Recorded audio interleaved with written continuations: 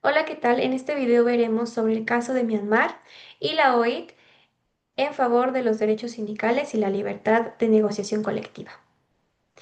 En junio de 2025, precisamente en Ginebra, Suiza, la organización internacional más antigua dedicada a los derechos laborales tomó una decisión sin precedentes.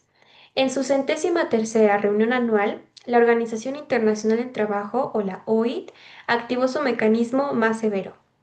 Esto para poder condenar al gobierno de Myanmar, la junta militar.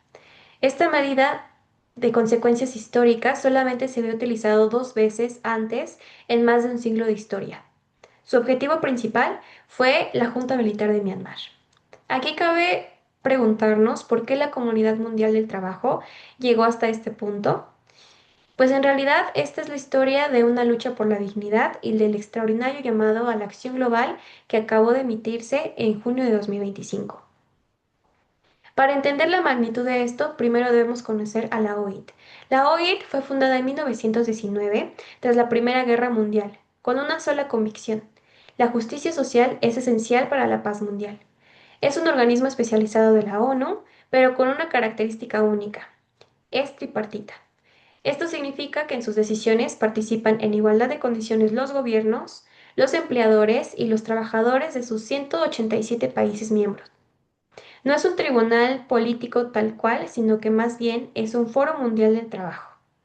Por eso, cuando la OIT, por consenso de estos tres grupos, decide activar el artículo 33 de su Constitución, la cual es la medida de cumplimiento más severa, está emitiendo el mayor rechazo posible de la comunidad laboral internacional hacia Myanmar.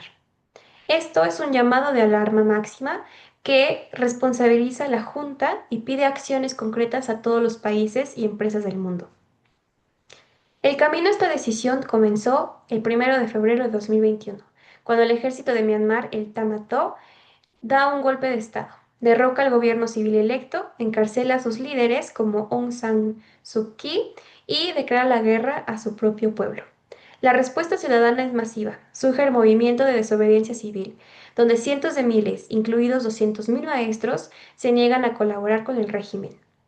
La represión es brutal. Según los sindicatos internacionales, el régimen ha asesinado a más de 4.000 personas y detuvo a casi 26.000, entre ellos 69 sindicalistas, quienes languidecieron en prisión por defender los derechos de los trabajadores. La Confederación de Sindicatos de Myanmar y valientes líderes como por ejemplo Sain Sar, quien fue galardonada con el premio Arthur Stevenson, se han convertido en símbolos de resistencia importantes. La situación así ya era una catástrofe humanitaria, pero en marzo de 2025, un devastador terremoto de magnitud 7.7 golpeó el centro del país, matando a más de 3.700 personas y desplazando alrededor de 2 millones. En lugar de aliviar el sufrimiento, la Junta lo agravó. Organizaciones como Amnistía Internacional y la ONU documentaron lo inconcebible. La Junta obstruyó el acceso de ayuda humanitaria y peor aún, continuó sus ataques aéreos a las zonas más afectadas. Utilizaron tácticas cobardes como fueron los paramotores, que son parapentes motorizados, para poder bombardear con sigilo escuelas, mercados, campamentos de desplazados. En mayo de 2025, un ataque a una escuela en Sagaing mató a 22 estudiantes y dos maestros. Esta es la evidencia definitiva de que esto significó una campaña de terror contra civiles. Frente a la escalada de horror, la voz del movimiento sindical se alzó con fuerza. Luke Triangle, de la Conferencia Sindical Internacional, que es parte de la OIT, declaró: esta decisión histórica es una victoria para la justicia. Ahora la comunidad internacional debe pasar de las palabras a la acción. La resolución así se concluyó en un plan de acción concreto que no solamente condenó a Myanmar, sino que también la obligó a revisar y actuar en tres fuentes globales.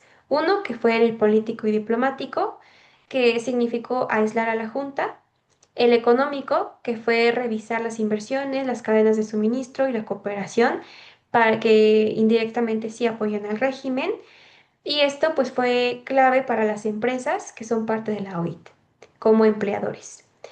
Lo militar, que fue el cortar el suministro de armas, combustible, de aviación y también flujos financieros que alimentaban a la maquinaria de guerra. Por lo que se exige de manera innegociable la liberación inmediata de todos los sindicalistas detenidos y el cese de los ataques a los civiles. Esto, por Esto no solamente es una medida contra Myanmar, sino que también es un punto de inflexión para el mundo. Reafirma que los derechos laborales son derechos humanos y que su violación sistemática tendrá consecuencias. Es un mecanismo de solidaridad inquebrantable con el pueblo y los trabajadores de Myanmar, que han mostrado un valor extraordinario. La OIT, con el peso de su historia centenaria y su Premio Nobel de la Paz, ha actuado, pero ahora la pelota está en la cancha de Myanmar y de la comunidad internacional. Los gobiernos, las empresas, los sindicatos y los ciudadanos deben de tomar acción. Cada decisión de inversión, cada política, cada trabajo, cada gesto diplomático cuenta, y la Junta Militar debe saber que el mundo del trabajo en su sentido más amplio le ha cerrado las puertas. La consigna es clara: hasta que haya libertad, democracia, dignidad para los trabajadores de Myanmar, no habrá un business as usual.